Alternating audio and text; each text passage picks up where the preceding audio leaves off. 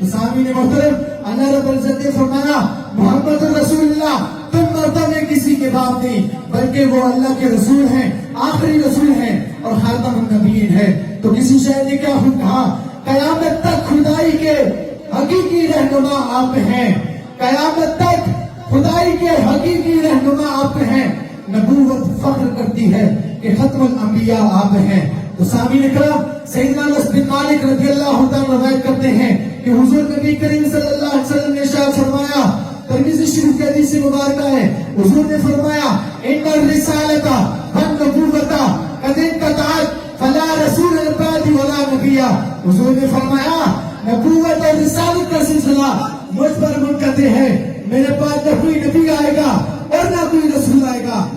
اکرام، پھر تبرانی کو بھی اٹھا لیجئے، المجموع الکبیر کو بھی اٹھا لیجئے۔ حضور نبی کریم صلی اللہ علیہ وسلم نے فرمایا ایھا الناس انہ لا نبی بعدی ولا امت بعدکم۔ حضور نے فرمایا میرے بعد کوئی رسول نہیں آئے گا اور تم آخری امت ہو، تمہارے بعد کوئی امت نہیں آئے گی۔